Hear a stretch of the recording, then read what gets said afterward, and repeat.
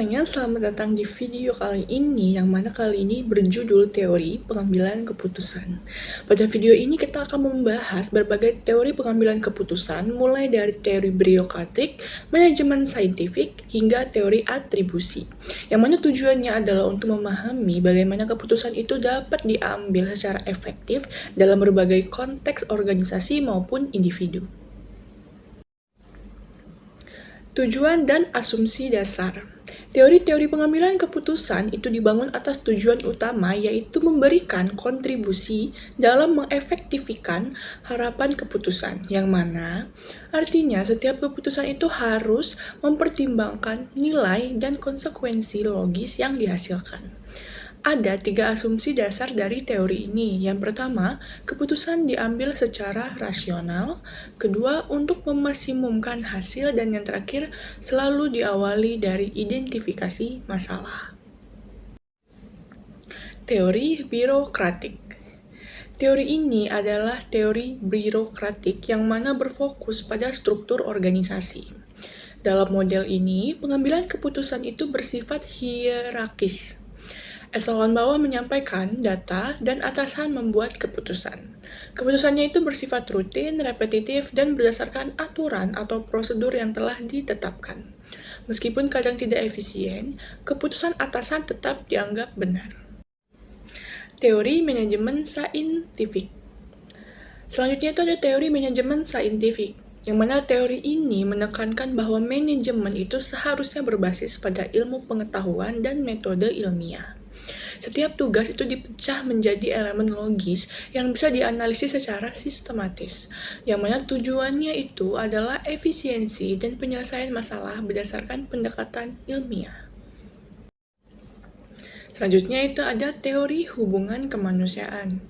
Teori ini itu menekankan pentingnya manusia dalam organisasi, yang mana keputusan itu mempertimbangkan kebutuhan, keinginan, dan kepuasan anggota akan menghasilkan kinerja yang lebih baik. Partisipasi dalam proses pengambilan keputusan juga meningkatkan kepuasan kerja. Teori rasionalitas dan status fishing. Teori rasionalitas itu berasumsi bahwa pengambilan keputusan itu tahu semua alternatif dan dampaknya. Namun, kenyataannya tidak selalu begitu.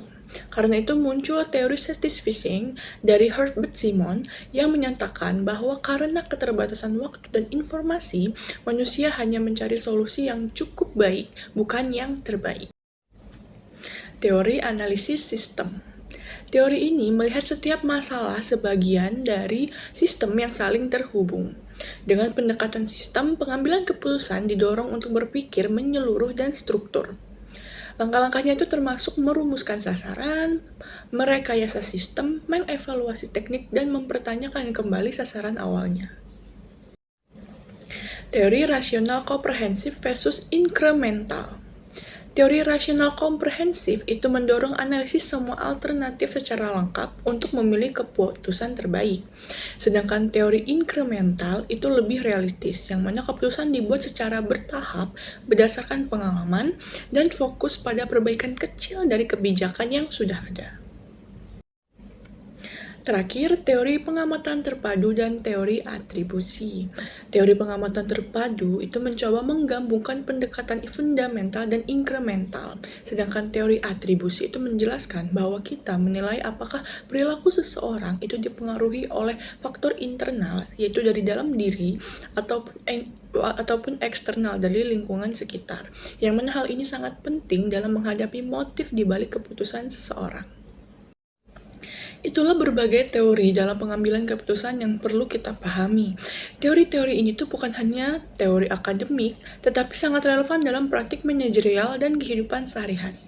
Terima kasih sudah menonton, see you di the next video. Bye-bye!